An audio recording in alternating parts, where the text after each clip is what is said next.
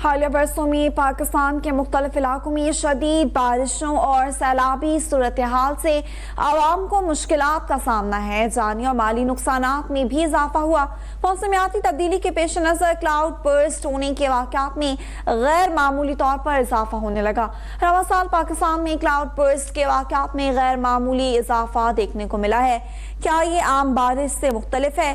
کیا ہم اس کی پیش گوئی کر سکتے ہیں؟ اور سب سے اہم بات، عوام کو اس سے کیسے محفوظ رکھا جا سکتا ہے؟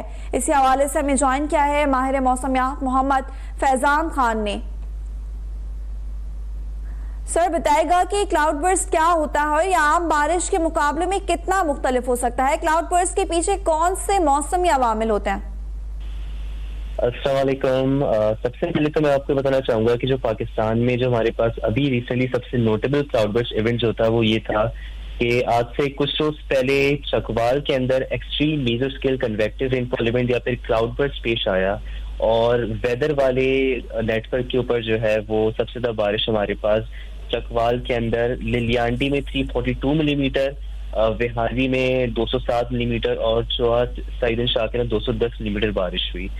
یہ ہمارے پاس اتنا انٹینس کلاؤڈ برسٹ ایونٹ تھا، اتنا انٹینس ایونٹ تھا کہ یہ پوری جولائی کی پورے مہینے کی بارش ہوتی ہے وہ ایک 16 جولائی کی شام سے لے کے رات کے اندر ہو گئی تھی. اور اس کلاؤڈ برسٹ اور ایک ہیوی رین ایونٹ کی وجہ سے ہم نے دیکھا کہ چکوال کے اندر بہت زیادہ شدید بارشیں ہوئی. ہمارے پاس سیلاب آیا، وہاں پہ نقصان ہوا، کافی فلڈنگ ہوئی اور مالی اور جانی نقصان بھی ہوا. اس کے علاوہ ہم نے ریسنٹلی دیکھا کہ ہمارے پاس ایس ایچ رپورٹ جو ہے وہ بابو سے ٹاپ سے بھی آئی ہیں. تو یہ چیز ہے. باقی جہاں آپ نے بات کری کہ ہمارے پاس کلاؤڈ برسٹ یہ کیوں ہوتا ہے، تو کلاؤڈ برسٹ ہونے کے ملٹیپل ریزنس ہوتے ہیں. اس میں بیسک ریزن یہ ہے کہ سب سے بیسک ریکوائرمنٹ تو یہ ہے تو یا تو ہمارے پاس ایک ویسٹرن ڈسٹربنس ہو یعنی مغربی سسٹم ہو، یا پھر ہمارے پاس جو ہے وہ ایک مانسون سسٹم ہو.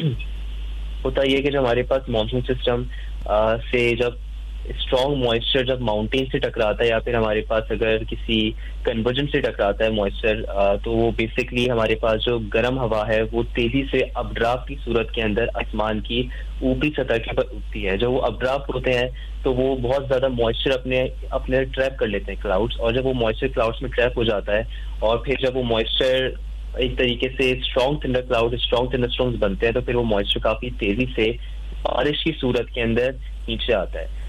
کلاؤڈ برسٹ ہمارے پاس ایسی صورتوں میں بھی ہوتا ہے جو ہمارے پاس اگر لو ورٹیکل ونڈ شیئر ہو ہمارے پاس، جس کے اندر کلاؤڈ جو ہے وہ ایک ہی جگہ کے اوپر اسٹک ہو جائے، یا پھر ماؤنٹین رینج کے اندر جیسے ہمارے پاس چکوال یا فوٹ ہلز ہو گئے جہاں پہ مستقل جو گرم ہوا ہے، گرم اور موئسچر ونڈز ہیں وہ پہاڑوں سے ٹکرا کے آسمان کی طرف اٹھ رہی ہوتی ہیں. تو یہاں پہ مستقل بارش ہوتی رہتی ہے اور یہ ہمارے پاس کلاؤڈ برسٹ کی شکل اختیار کر لیتی ہے.